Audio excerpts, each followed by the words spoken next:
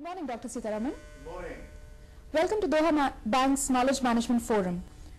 You are attending the India Economic Convention in Delhi this weekend. That's right. To discuss the revitalizing of the infrastructure sector. Correct. And in this regard, we would like to ask you, who are the top 20 global FDI recipients in 2013? Yeah. Who are the top 20 global FDI recipients? If you look at it, the United States topping the list, 159 billion. China comes next, 127 billion. Russian Federation, 94 billion, all are billions. British Virgin Islands, 92 billion. And China ranks next, 72 billion. Canada, 64 billion. Brazil is 63 billion. Singapore is 56 billion. United Kingdom is 53 billion. Ireland is 46 billion. Australia is 40 billion. Mexico is 38. Spain is 37. And again, Germany is 32. Luxembourg is 31. India is just 28 billion. Netherlands, 22. Chile, 20. Belgium, 19. Indonesia, 19. So it clearly shows developing economies continue to realign the model. But the lose out is there in the emerging markets last year, purely because the tapering was a major issue and disinvestment from the emerging markets getting back on track. But offshore tax havens are doing well. British Virgin Islands is a classic example. Could you give us the highlights of India's foreign direct investment trends? Well, it's not a great story. FDI equity inflows dipped by 2% to 16.56 billion from 16.94 billion during the corresponding period.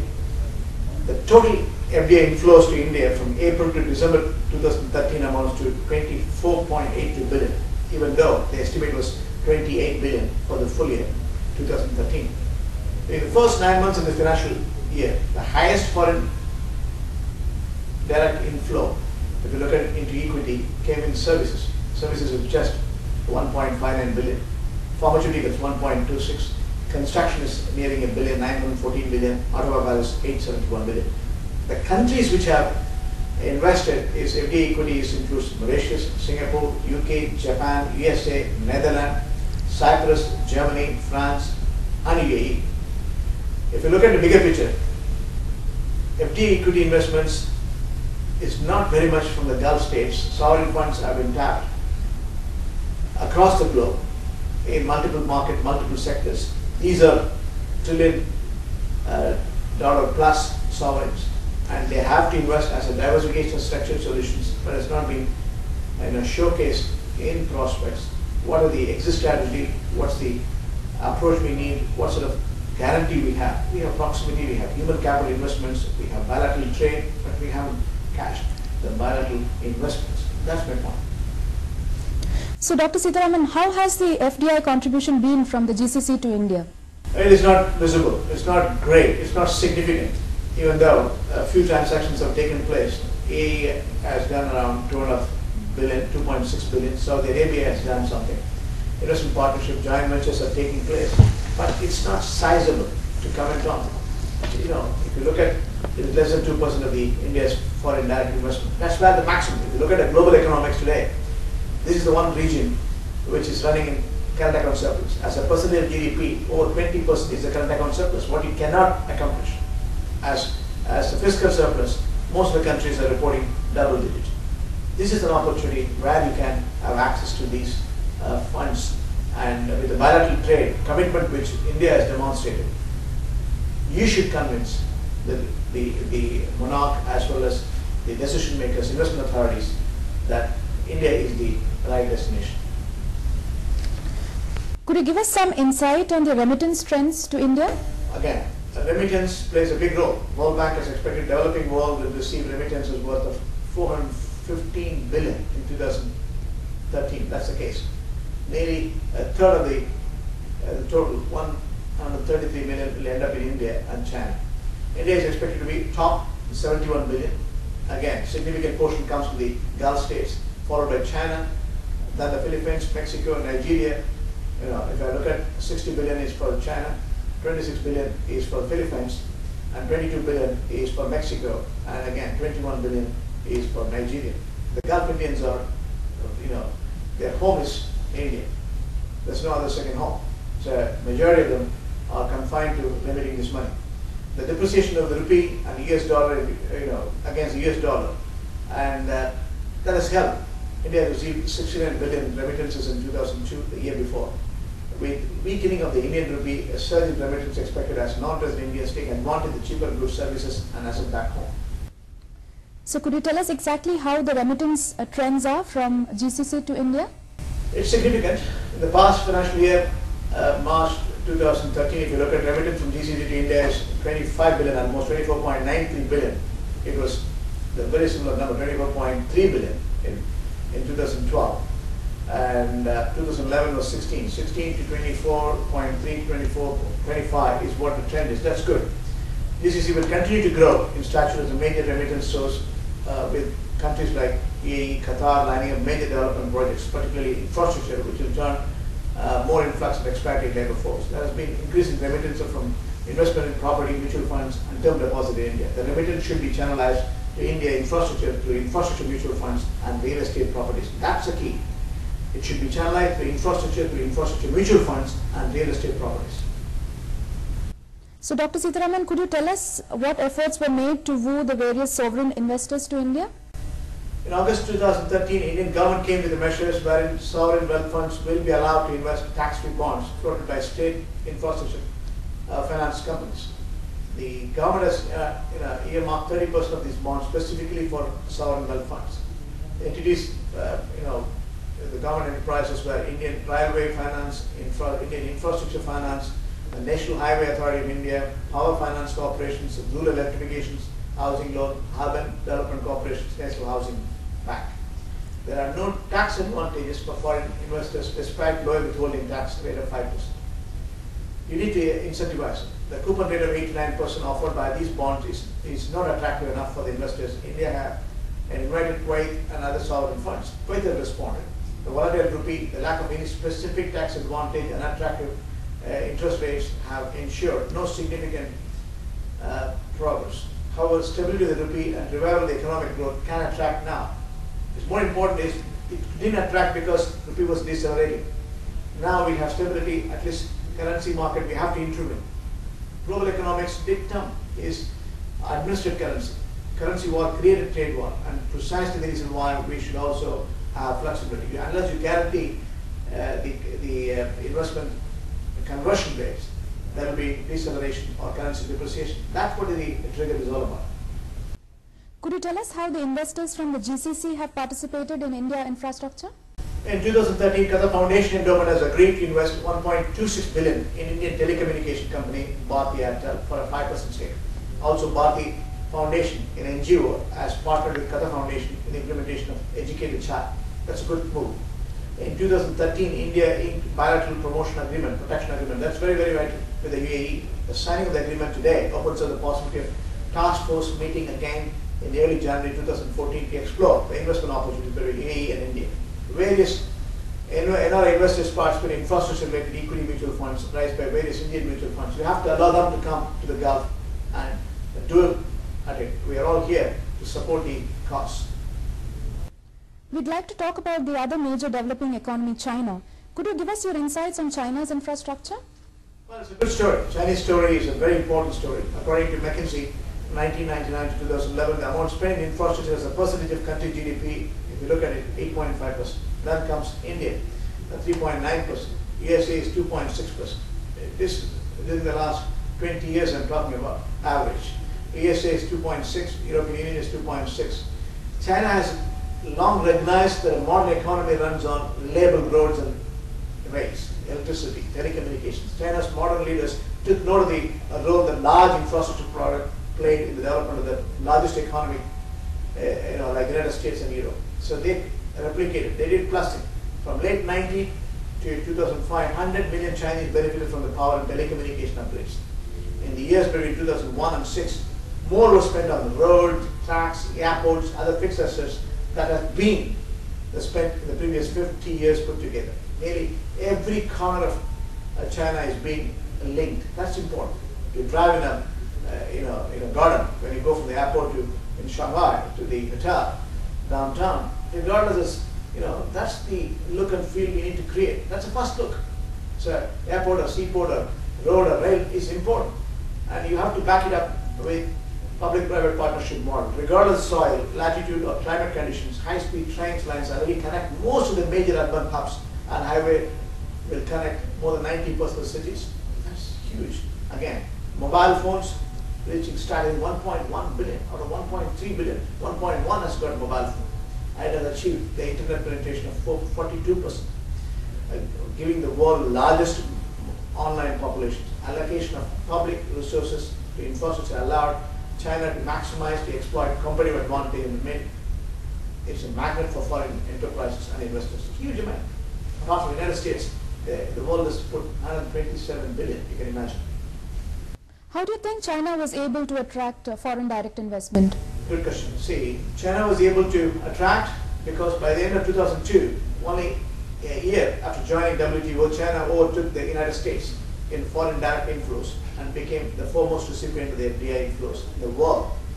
China has been able to attract significant sums of FDI by gradually relaxing the FDI regulations. Among others, China has a non-state sector, counterpart of the India's private sector, virtually run on free market principles. That's the key, running on free market principles.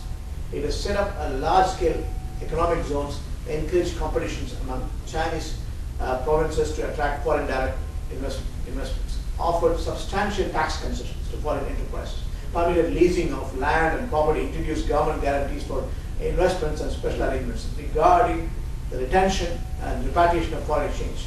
This has made possible the acceleration of transfer of technology and modern management skills as well as providing foreign exchange. China has opened up MNCs investments long before India, presumably with a view to secure technological expertise for ultimately starting up sophisticated hardware industries of its own. For more than 2 decades, foreign capital invested by MNCs have accelerated development of China's manufacturing industry. In cumulative terms, if you look at it, China's FDI levels obviously remains for higher India's by virtue of the fact that Chinese reforms are much more wider and deeper. India and the Chinese provinces have competing much more among themselves to attract FDI related to Indian states. So how does India compare to China in terms of the infrastructure plans?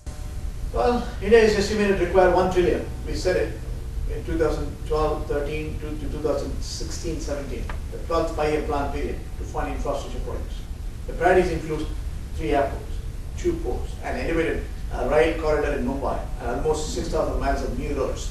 The Ministry of Road Transport outlined the plans 120 billion worth of the road widening projects, with 65% of this money targeted to come from the private sector.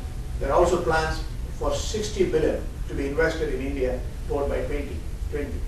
Indian Planning Commission has estimated that the country will need 180 additional airports in the next decade. 180 additional airports next decade.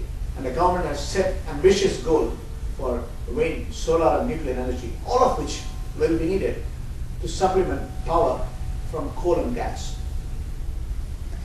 Could you give us the highlights, Dr. Sitharaman, on India's transportation trends?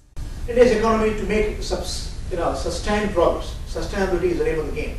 Should the focus to build better roads so that the transportation of goods becomes efficient, and we have to build ports and we have to enhance our power capacity. India has a road network of 4.320 million kilometers. The world's largest is United States, then China comes in and we are there. Now, if you look at density of the road network, similar to United States, 0.65, and higher than Brazil, higher than China.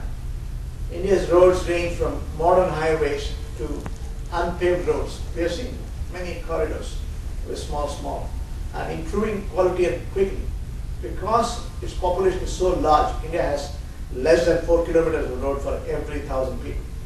Railways were lagging behind, far behind, I should say, in infrastructure development. As of, as only 1,750 kilometers of new lines were put between 2006 to 11. In the same period, China added 4,000 kilometers, as well as a high-speed network around 10,000 kilometers. So we are competing in the international market. These are the difficulties in handling port traffic. The 13 major ports in India, as well as 60 operational non-major ports, are responsible for 70% of India's external trade by value and 95% of the volume. Port traffic has increased at a compound annual growth rate of 8.1% to 84.6 million tons, with an average utilization of 90% as compared to the international average 70%. Could you elaborate a little further on the national highways? Well, I can go on. Strengthening the national highways, India national highways carry around 40% of the road traffic, but constitute only 1.7% of the road network. Of the country's national highways, only 24% are 4-lane and meet the standards required. Infrastructure facilities like roads, railways, ports have underachieved the investments targets in the 11th five-year plan by 11%, 23%, and 54% respectively. So we need to understand these dynamics. Now, Dr. Sitharaman, could we have your insights on India's power generation and distribution? Well, electric generation capacity will grow from 225 gigawatts, and that will also require more than 500 billion of investment in power generation over the next 20 years, plus another 300 billion to 500 billion upgrade transmission and distribution grid. India's power market is fundamentally attractive for investments given the country's growing demand for electricity. India's demand for electricity is expected to grow from 1,100 terawatts, I should say, annually in 2013 to nearly 3,500 terawatts by 2032. That's what the Bain Company report says, the window of opportunity for India's power sectors. Indian domestic companies have faced an acute shortage of coal, which fuel more than half of the country's power generation, and slow approvals for everything from land acquisition to environment clearance. This has led to chronic power shortages that have hampered India's economy. India plans to expand its power generating capacity 45% through March 2017, which would require an estimate of 210 billion in investments. Yet, as of October 2013, around 115 billion of such investment is stalled due to delays in the necessary clearances. Where can you go? What are the challenges you foresee in India's power generation and distribution? Thermal generation is profitable in India, delivering 15 to 17% margins with fixed power purchase agreements. The companies favorably with countries like Germany, where margins are under pressure, and significantly below 15-20% levels are seen 3 years ago. International utility executives demand vary of the market's viability for several reasons. The biggest of these is financial viability of the state distribution companies, which suffers large losses across distribution systems for both technical and commercial reasons. Electricity grids in developed markets expect losses below 15%, but losses by India's state utilities over the past 5 years were as high as 30%, equal to 1.5% of GDP. It's huge. About 1/3 of the loss is technical, but the rest is either given away for free or with high subsidies to farmers or pilferage. Are there other challenges you foresee? Of course, many states are aware that the weak position of their state electricity boards hinders the investment climate and have begun to take actions. For the past few years, most of the states, including Andhra, Bihar, Gujarat, Madhya Pradesh, Punjab, Rajasthan, and Tamil Nadu, have raised their electricity tariffs by 300%, 3.6% to compensate their losses. Fewer supply is another major concern. The world's largest coal mining company, Coal India, which 90% owned by the central government and 10% by investors, have failed to meet its production targets, resulting in domestic shortages. And in 2012, in an effort to spur coal to India, its fuel service agreements, the government introduced new minimum targets and fines for failing to meet these targets. Imports are feasible but expensive, and they challenge the existing structure and power purchase agreements and tariffs that were designed around cheaper domestic coal. They also add pressure to the already constrained port and railroad infrastructure. Similar issues affect gas availability as well. Now we'd like to hear from you on the opportunities for international players in the Indian power sector. Definitely there are opportunities. International players could look at for investment opportunity in mid-scale, 50 million megawatt, 50 megawatts to 300 megawatt. Coal-based generation plants, both captive, dedicated company on the side, and non-captive. The mid-sized plants deliver electricity to commercial and industrial customers, bypassing the state distribution companies' bids and thus avoiding the distribution losses. They are more successful at collecting tariffs and can absorb the cost of imported coal since they don't have to pay for expensive diesel backup for generators. A key challenge for international utilities will be securing a reliable, affordable supply of coal given the domestic shortage and high cost of importing. Long-term contracts are the preferred way to secure supply, but if these are not available, utilities may need to consider passive investments in coal mining operations. Tell us, Dr. Sitharaman, how have various foreign players evinced interest in India power sector recently? Foreign players are evidencing interest in Indian power sectors. In February 2014, purchases by Singapore Sembcorp, they have a huge operations in the Gulf state as well. Sembcorp, 45% stake in power project jointly owned by NCC Infrastructure and Gayatri Engineer Ventures. That's a small amount, 139 million. In December, again, we could see French energy company GDF Suez bought 74% stake in coal-fired power plant in South India, owning Meenakshi Engineering and Infrastructure Holding Power Private Limited. So a few examples, not very many. Could you tell us about the measures you recommend to encourage investment in India's infrastructure development? See, India should need to seek huge foreign investments and huge debt from abroad to build the infrastructure, no question about it. According to Bain, as I read, Indian private equity report, since 2000, private equity firms have invested 85 billions in India. Nearly 65% of the transactions in India are yet to offer returns. That's not a good story. India has so far returned 30 billion of the 85 billion. The key challenges are as follows. One is infrastructure issue. Almost half of the private equity investment in India has been business such as power, other infrastructure areas like real estate. Despite the relevance to the country's economy, these businesses have been plagued by delays in government approvals and land acquisition and conducive regulations that have resulted in interminable delays and the consequent cost overruns. The result, most of these investments are in red. We should have a window for fast-tracking clearance of these projects. The governance issue is second one. 8 of the 10 every private equity deals in India involves minority stakes, and the companies usually depend on existing promoters to deliver such results. Expected difference of opinion, and again, especially over governance, or all this are common. Improved governance framework, transparency can attract global investors. Thank you for your insights, Dr. Sitharaman. My pleasure.